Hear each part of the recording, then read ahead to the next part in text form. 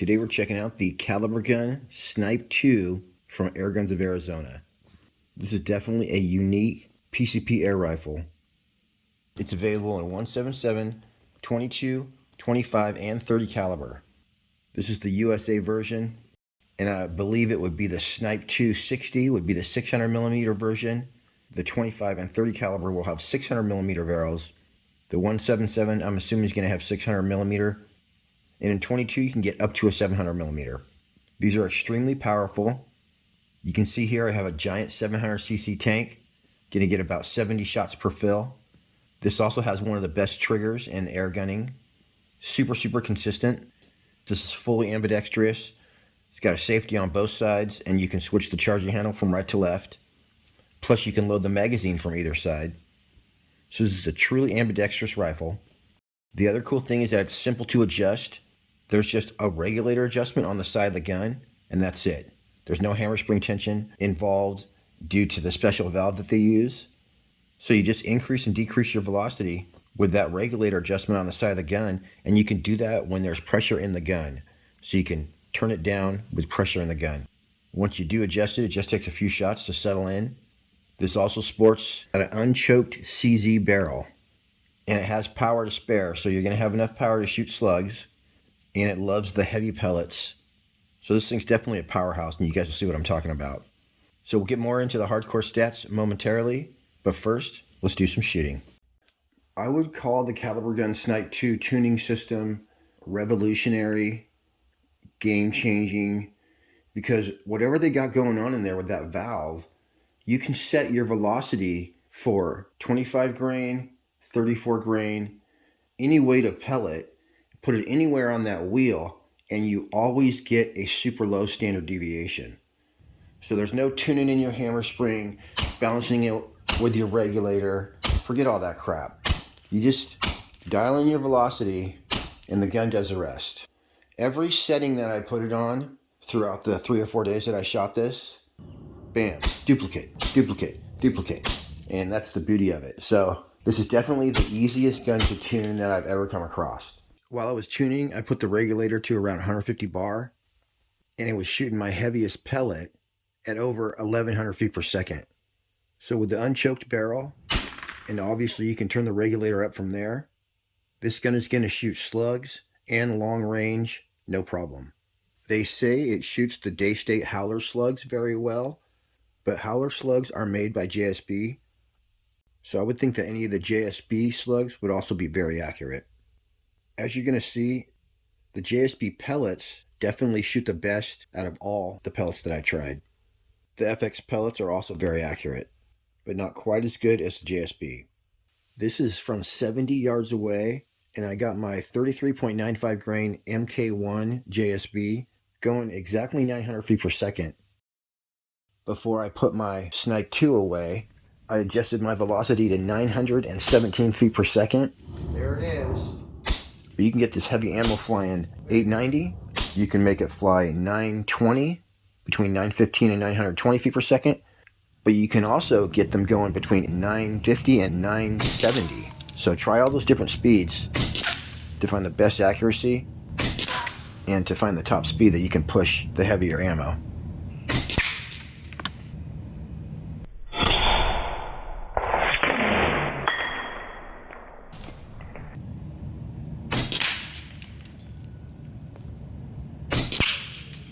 Look at that. I think I won't shoot that gun. It could be worth a lot on eBay, but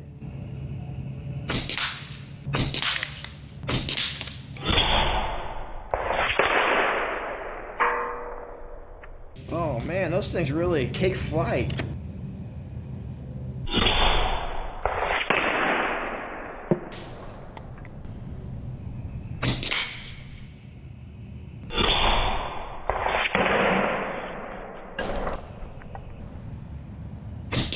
So I can actually hit any target bigger than a nickel at 70 yards without missing, no problem. 69 yards away. But I did put some groups on paper for you at 35, 50, and 69 yards away. Okay, I'm ready to get some pellet speeds. There's my pellets all lined up. And we're set up out the window at a very special That many yards away. I can't actually see it because the screen on my phone's cracked. All right, we're going to start off with a lightweight 25 grain JSB. Oop. My gun was not actually operational when I got it out of the box. The tank had pressure, but nothing was getting to the regulator. And that was one, because my regulator was turned all the way down. And number two, there's a bleed screw right at the top of the receiver, and that was actually open.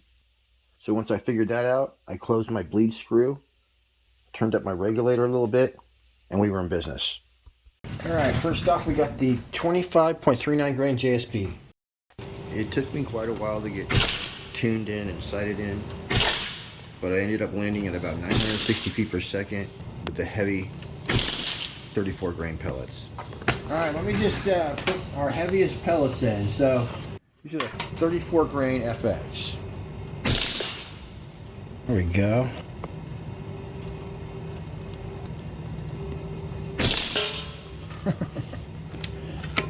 We might be sighted in.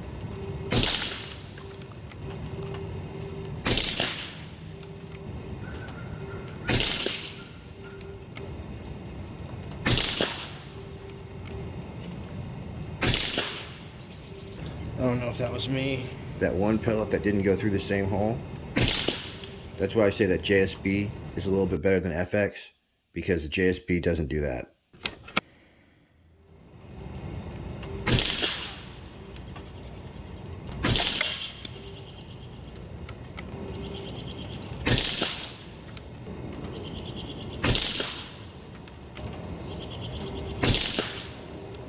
So forget those.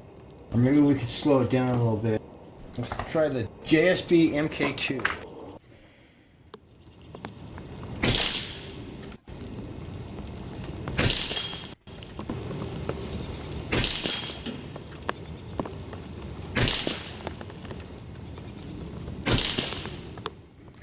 There we go.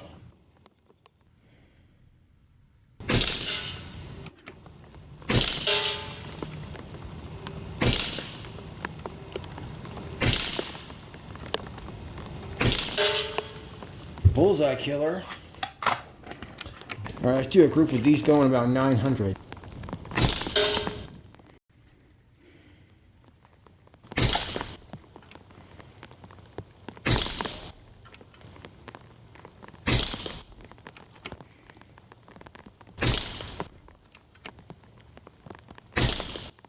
I'd say that's pretty awesome right there. Here are some 26.56 grain. I think we're sighted in for them. These are the Hades. Let's see what we can do.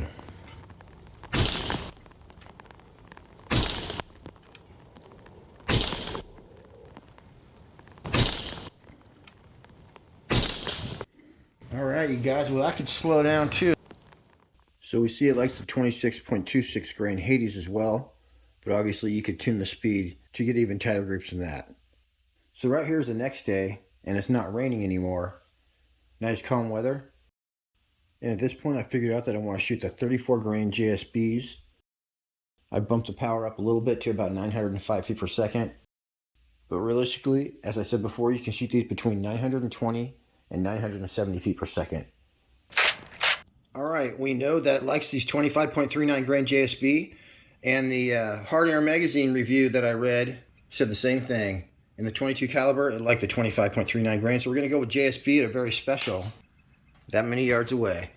This is 52 yards away, and I forgot to press record on my scope cam, so this is round one.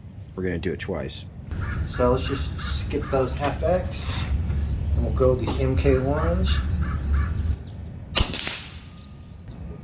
The MK1s won't shoot flyers.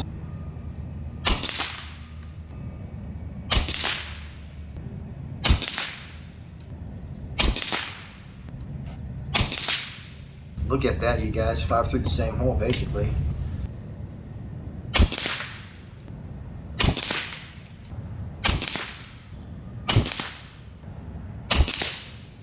Yeah, guys, there's no such thing as a flyer when you're using these JSBs. One click back.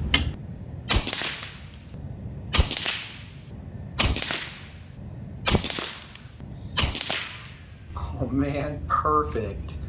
If that was a star at the fair, I wouldn't want a teddy bear.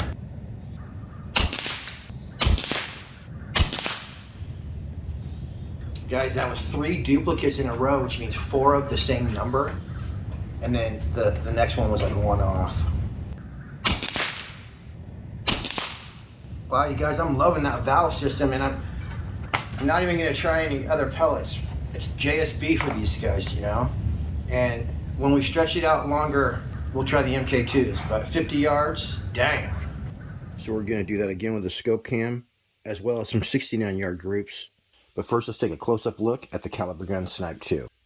There's a super nice 1/2 UNF Kalibrgun moderator included with every Snipe II. As well, I saw on the Airguns of Arizona website the Snipe II 45, which would be 450 millimeter barrel. The pressure gauge that's next to your tank is your tank pressure. It has a full 300 bar fill, or 4,500 PSI. You also have a 1/8 quick disconnect Foster fitting built right into the gun. You have a Picatinny rail on the bottom for your bipod, but that's attached to a full-size Arca rail. So you got both Arca and Picatinny rail on the bottom. It also has a Picatinny rail on top, but that slides off with a Dove's tail rail underneath. Right there is actually some ballast off from when I cleaned the barrel. But if you use your Picatinny rail, it has a built-in 20 MOA decline for long-range shooting. There's actually a barrel underneath that shroud, and the shroud connects in the front, so it's sort of a tensioned barrel system, and then your moderator screws onto the front of your shroud. It also has an awesome soft rubber pistol grip with a trap door in there, so you can put whatever you want inside your grip. Beef jerky, a picture of your girlfriend, microfilm, really whatever you can fit in there. Also, you should check out Airguns of Arizona. They have all kinds of Kalibrgun rifles, including the Capybara. Looks like you can put any standard grip on there, as well as any standard buttstock. Oh yeah, let's take a look at that bad boy. So you basically got your adjustment right there, push button. That's some sort of slingy thingy. In this, you got a slingy thingy right there. And of course, you know, it extends, and you got pretty good soft rubber butt play right there. Very nice. Everything is very high quality. All right, that doesn't spring out or anything. Boy, really smooth and just like, yeah. I guess how you would describe it would be smooth. Ambidextrous, that's just grease. Oh boy, that is nice trigger. So check this out. Ooh, that's your first stage right there, and then, oh, that's nice, and I don't know how to describe it, you guys. It's smooth and light and got a clean break, I guess. If that's how you would say it. Ooh, hold on. You know it's good when, whoop, when I can barely, that's your first stage right there. Yeah, it's nice. All right, you guys, so I already did this once, and I'm gonna do it again. All right, this time I'm gonna record on the scope cam too.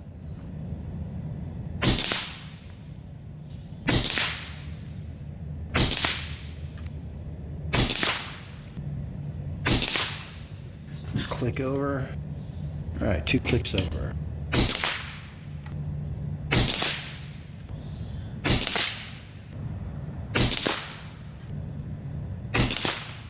That is kind of close to what happened last time. I had it perfectly centered. I was blowing out the bullseyes. Got too relaxed on that one. I need a do-over on that.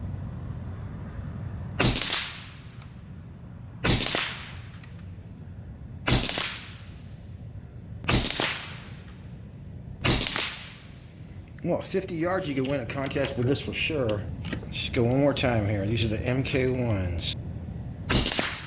Heavies is the 34 grains.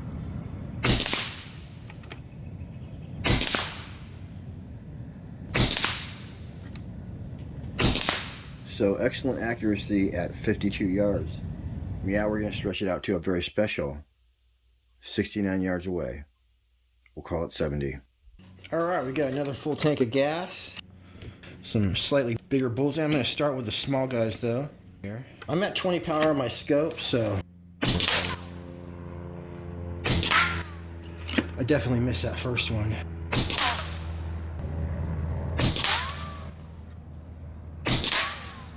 Nice. Over 1 click. Oh, I'm not ready for the big one yet. It's a 1-inch bullseye. These are 1/2-inch bullseyes. My fault, you guys.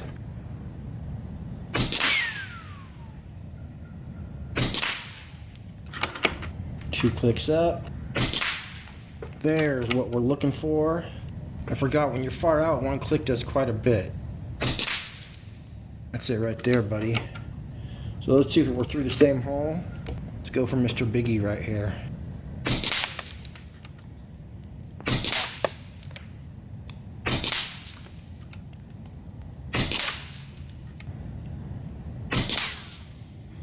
I would say I shot about perfect that time. Last one maybe a little hinky, but repeatable.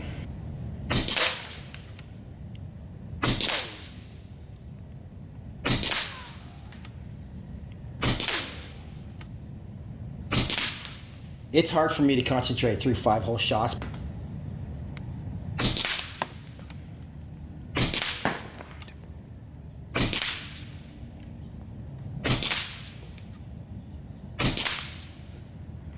All right, 1 click over. Let's see if we can center bullseye this guy out.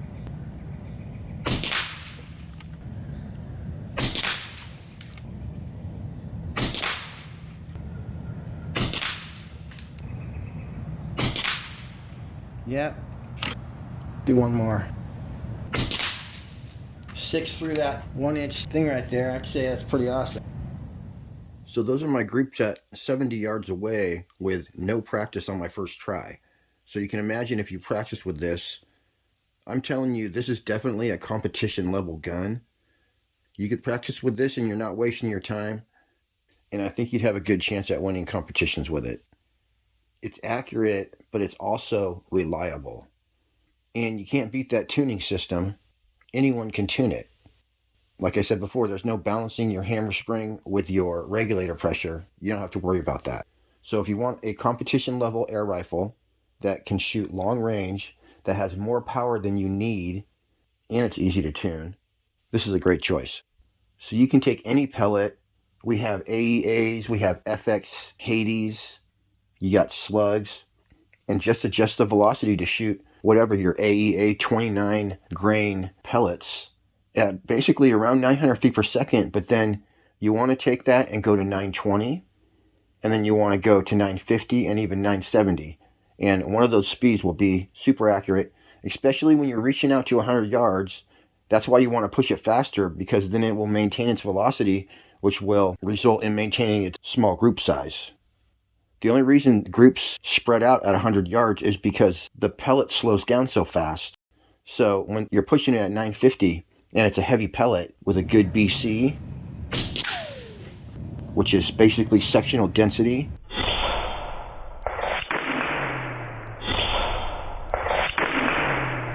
that's how you get the dime-sized groups at 100 yards.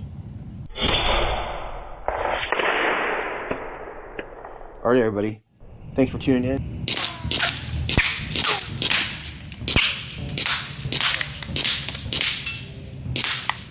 Till next week, happy shooting.